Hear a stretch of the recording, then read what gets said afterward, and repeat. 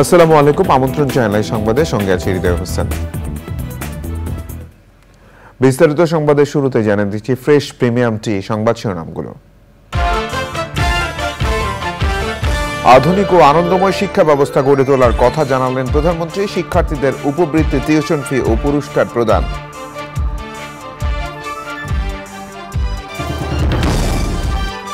MP আনার হত্যায় আওয়ামী লীগ নেতা গ্যাসবাবু রিমান্ডের আবেদন নামঞ্জুর। 10 কার্যদিবসের মধ্যে ঝিনাইদহ কারাগারে পাঠানোর নির্দেশ। উপমহাদেশের কিংবদন্তি শিল্পী রুনা লায়লার সঙ্গীত জীবনের 7 বছর পূর্তি উদযাপন। চ্যানেল আইয়ে নানা আয়োজন।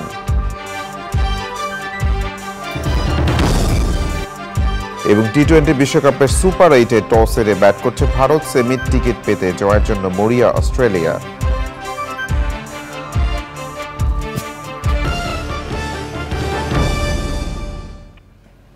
সংবাদ শিরোনামগুলো জানাচ্ছিলাম। এখনকার সংবাদ আয়োজন একই সঙ্গে চ্যানেল আই ইউটিউব চ্যানেল এবং channel I OTT platform I স্ক্রিনে লাইভ স্ট্রিম হচ্ছে।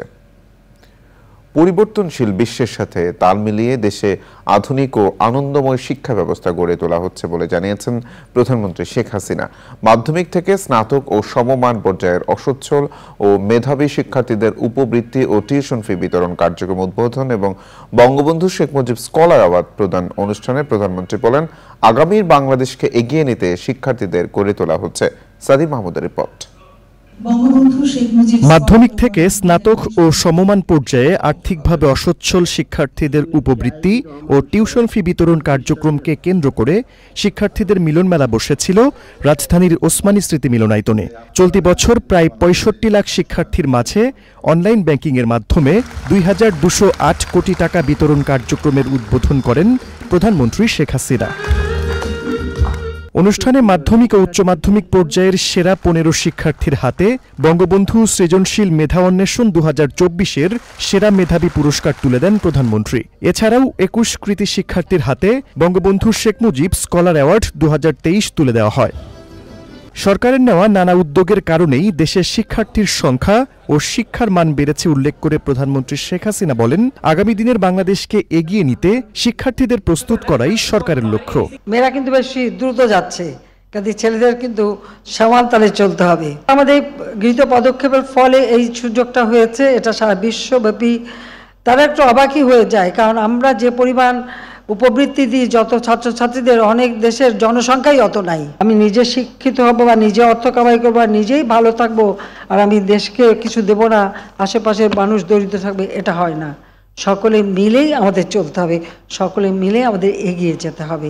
সেই নির্দেশনাটাই জাতির পিতা দিয়ে গেছেন, আমরা সেটাই অনুসরণ করি এবং আমি বিশ্বাস করি সকল বাধা অতিক্রম করে বাংলাদেশের অগ্রযাত্রা আমাদের তরুণ সমাজই এগিয়ে নিয়ে যাবে।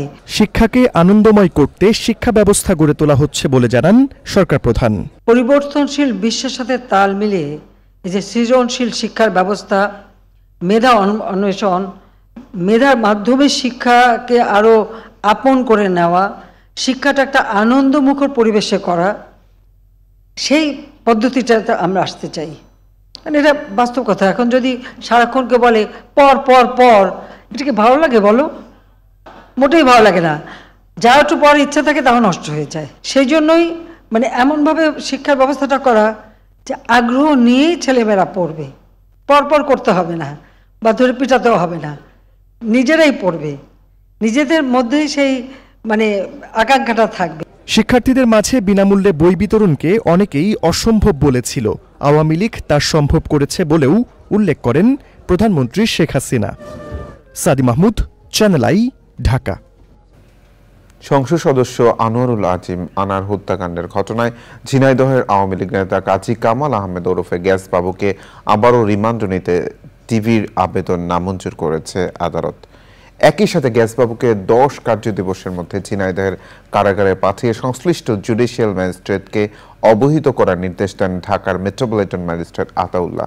আদেশের বিরুদ্ধে রিভিশন করার কথা জানিয়েছেন রাষ্ট্রপক্ষের আইনজীবী।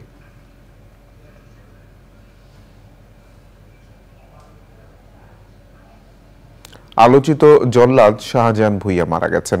ইন্না লিল্লাহি ওয়া ইন্না ইলাইহি রাজিউন। সোমবার ভোরে রাজধানীর একটি হাসপাতালে শেষ নিঃশ্বাস ত্যাগ করেন তিনি। জাতির পিতা বঙ্গবন্ধু শেখ মুজিবুর রহমানকে সপরিবারে হত্যা মামলার 6 আসামি সহ 26 আসামির ফাঁসি কার্যকর করে আলোচিত হয়েছিলেন জল্লাদ শাহজাহান। শাকির আদনানের রিপোর্ট। রোববার রাতে জল্লাদ শাহজাহান বুকে ব্যথা অনুভব করলে সাভারের হেমায়েতপুরের একটি বাসা থেকে রাজধানীর শহীদ সোহরাওয়ার্দী মেডিকেল কলেজ হাসপাতালে নেওয়া হয়। সোমবার ভোরে চিকিৎসক তাকে মৃত ঘোষণা করেন। 4টা বাজে 3:30 বাজে ব্যথা শুরু হয়, তো আনতে 4টা বাজে, তো 4টা বাজে এখানে নিয়ে আসার পর ডাক্তার আর কি 1 ঘন্টা পরীক্ষা নিরীক্ষা করলো। দেন 5টা বাজে ডাক্তার বললো যে উনি নাকি আর কি মারা গেছে। ঢাকা কেন্দ্রীয় কারাগারের রেকর্ড অনুযায়ী 2টি মামলায় সাজাপ্রাপ্ত হয়েছিলেন শাহজাহান ভূঁইয়া। একটি ডাকাতি করতে গিয়ে হত্যা মামলা এবং আরেকটি অস্ত্র আইনি মামলা। এই 2 মামলায় 1991 সালের 17 মে থেকে কারাগারে ছিলেন শাহজাহান। 2 মামলায় তার সাজা হয়েছিল 42 বছর। ফাঁসি কার্যকর ও অন্যান্য কারণে তার সাজার মেয়াদ কমিয়ে 32 বছর করা হয়েছিল। ওই সাজা শেষ হওয়ার পর গত বছরের 18 জুন শাহজাহান ঢাকা কেন্দ্রীয় কারাগার থেকে মুক্তি পান।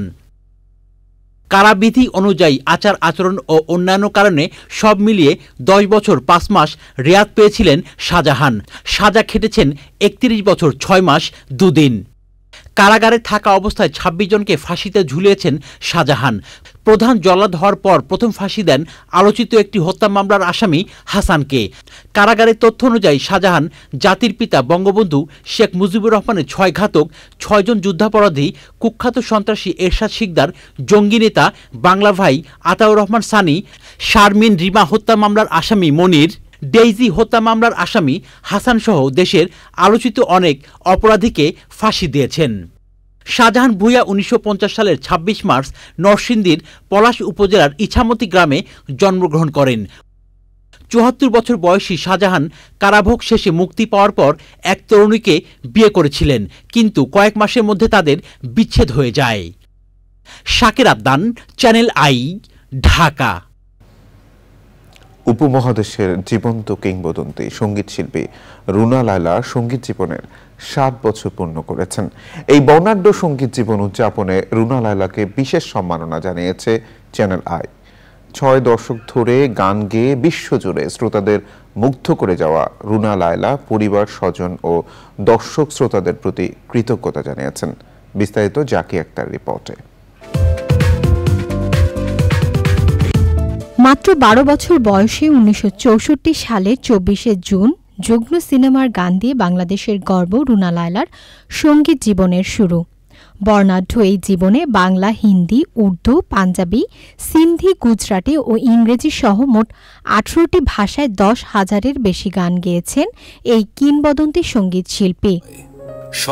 রুনা লায়লার সফল সঙ্গীত জীবনের 6 দশক উদযাপনে তারকা কথনের বিশেষ আয়োজনে সম্মাননা জানায় চ্যানেল আই। চ্যানেল আইয়ের পরিচালক ও বার্তা প্রধান শাইখ সিরাজ বলেন, রুনা লায়লার এই অর্জন নিঃসন্দেহে উপমহাদেশের সঙ্গীত জগতের জন্য গর্ব ও আনন্দের। একজন শিল্পীর জীবনে 60 বছর বিশাল একটা সময়। এই সময়ের ভিতরে রুনা লায়লা আমাদের দেশের সঙ্গীতকে, উপমহাদেশের সঙ্গীতকে যে আসনে নিয়েছেন, এটা নিঃসন্দেহে বাঙালি হিসেবে আমরা এটা নিয়ে গর্ববোধ করি। আধুনিক লোকসঙ্গীত, দেশাত্মবোধক ও সিনেমার গান সহ বৈচিত্র্যময় গানে শ্রোতাদের মুগ্ধ করা এই গুণী শিল্পীকে গানে গানে শুভেচ্ছা ও কৃতজ্ঞতা জানান এই প্রজন্মের শিল্পীরা।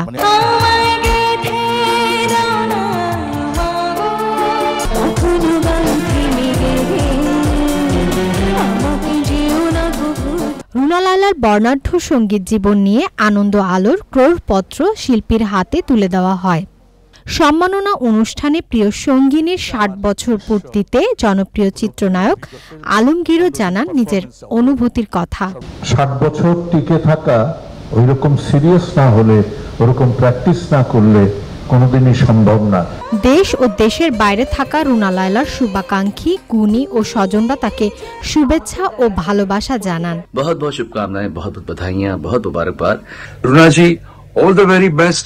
My best wishes to you on your 60 years on this glorious journey. I'm forever grateful that you were able to bring music into our childhood and give me the voice I have today. Put hard work into the things we truly love in life. We are so incredibly proud of you. What a tremendous achievement. সারা পৃথিবীতে বাংলাদেশকে গানে গানে পরিচয় করিয়ে দিয়েছেন। উনি নায়িকার ভয়েসও গেলেন, মেয়ের ভয়েসও গেলেন। এটা হলো রুনা লায়লার কৃতিত্ব। লন্ডনের অ্যালবার্ট হলে আমাদের যে শোটা হয়েছিল, রুনা আপা আমাকে নিয়ে গেছিলেন। প্রয়াত বিখ্যাত কিংবদন্তি কবি শামসুর রহমানকে দিয়ে আমি দুটো গান লিখিয়েছিলাম, দুটো গানই গেয়েছিলেন রুনা লায়লা, এবং একটি বাংলাদেশ মানি একজন রুনা লায়লা। আমরা সত্যি গর্বিত আমাদের একজন রুনা লায়লা আছে। গুণী নক্ষত্র রুনা লায়লা তার দীর্ঘ সঙ্গীত জীবনের সব সহকর্মীর প্রতি জানিয়েছেন কৃতজ্ঞতা। সবার কাছ থেকে আমি অনেক সহযোগিতা পেয়েছি। আজকে 60 বছর পূর্তি উপলক্ষে আমি চ্যানেল আইকে একটা বিশাল ধন্যবাদ দিতে চাইছি। রুনা লায়লার 60 বছরের বর্ণিল সঙ্গীত জীবন উদযাপনের এই আয়োজনে তার পরিবারের সদস্য, স্বজন ও শুভাকাঙ্ক্ষীদের অংশগ্রহণ ছিল। Zakia Akter, channel I, Dhaka. দেশে অন্তত 50 লাখ মানুষ অনলাইনে জুয়া খেলার সাথে জড়িত বলে জানিয়েছেন ডাক, টেলিযোগাযোগ ও তথ্য প্রযুক্তি প্রতিমন্ত্রী জুনায়েদ আহমেদ পলক। সচিবালয়ে ফ্রান্সের রাষ্ট্রদূত মেরি মাসতুপুইয়ের সঙ্গে বৈঠক শেষে পলক বলেন, এরই মধ্যে 2600 বেটিং সাইট বন্ধ করা হয়েছে। তারপরও একের পর এক জুয়ার সাইট খুলে মানুষকে প্রতারিত করা হচ্ছে। সাইবার নিরাপত্তা, স্টার্টআপ, এক্সচেঞ্জ, মহাকাশ প্রযুক্তি, মানব সম্পদ উন্নয়নে বাংলাদেশকে সহযোগিতা দিতে চায় ফ্রান্স, জানান ফরাসি রাষ্ট্রদূত। এবার আমিন জুয়েলার্স আন্তর্জাতিক সংবাদ।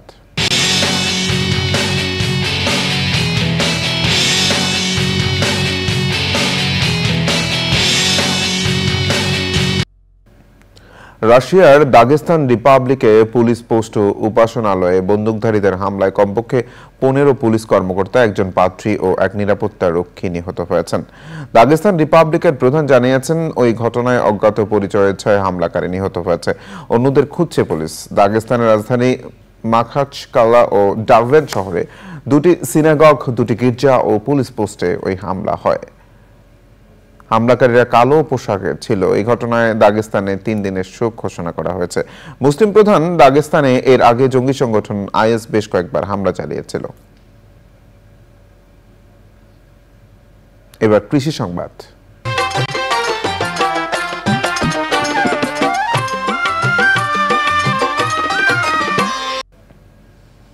রংপুরের ঐতিহ্যবাহী হাড়িভাঙা আমের বাজার এখন জমজমাট। পাইকার ও ব্যবসায়ীদের পদচারণায় রংপুরের বদরগঞ্জ মিঠাপুকুর উপজেলার আমবাগান এলাকায় এখন উৎসব মুখর পরিবেশ। এবছর 200 কোটি টাকারও বেশি আম বেচা কেনার আশা করছে কৃষি বিভাগ।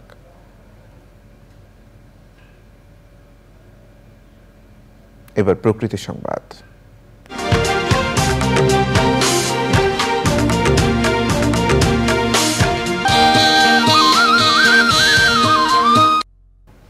শরীয়তপুর সখীপুরের উত্তর তারাবুনিয়ায় পদ্মা পারে নির্মাণাধীন সোনার বাংলা অ্যাভিনিউ বাঁধ এখন বিনোদন কেন্দ্র। উৎসব কিংবা অবসরে নদী পার পরিণত হচ্ছে মিলন মেলায়। বাঁধ নির্মাণের কাজ দ্রুত শেষ করে পর্যটন কেন্দ্রটি সংরক্ষণের দাবি জানিয়েছেন স্থানীয়রা।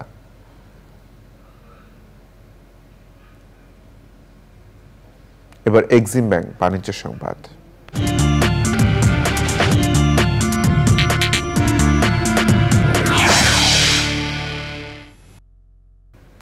মেট্রো রেল স্টেশনে প্রথমবারের মতো চালু হলো এটিএম বুথ সেবা। আগারগাঁও মেট্রো রেল স্টেশনে ইস্টার্ন ব্যাংকের এটিএম বুথ উদ্বোধনের মধ্য দিয়ে আনুষ্ঠানিকভাবে চালু হলো এই সেবা। এখন থেকে 24 ঘন্টা সেবা গ্রহণ করতে পারবেন মেট্রো যাত্রী সহ অন্যরাও। এটিএম বুথ সেবার উদ্বোধন করেন ডিএমটিসিএল এর ব্যবস্থাপনা পরিচালক MAN সিদ্দিক এবং ইবিএল এর ব্যবস্থাপনা পরিচালক আলী রেজা ইফতেখার। দিয়াবাড়ি থেকে মতিঝিল পর্যন্ত MRT লাইন 6 এর 16টি স্টেশনে এটিএম স্থাপন করবে ইভিএল। সংবাদে আবারও বিরতি নিচ্ছি, আর বিরতির পর জানিয়ে ফিরছি। বিরতির পর আবার আমন্ত্রণ চ্যানেলের সংবাদে। জনগণের সম্মতি ছাড়া একটি স্বাধীন সার্বভৌম রাষ্ট্রের উপর দিয়ে অন্য একটি দেশে ট্রেন চলাচলের চুক্তিকে সার্বভৌমত্ব বিরোধী চক্রান্ত ও ষড়যন্ত্র হিসেবে আখ্যা দিয়েছে এবি পার্টি। দলের কেন্দ্রীয় কার্যালয়ে ব্রিফিং এ এসব অভিযোগ করেন এবি পার্টির নেতারা। দেশের জনগণকে অন্ধকারে রেখে প্রতিবেশী রাষ্ট্রের সাথে সরকার গণবিরোধী চুক্তি করেছে বলেও মন্তব্য করেন এবি পার্টির নেতারা।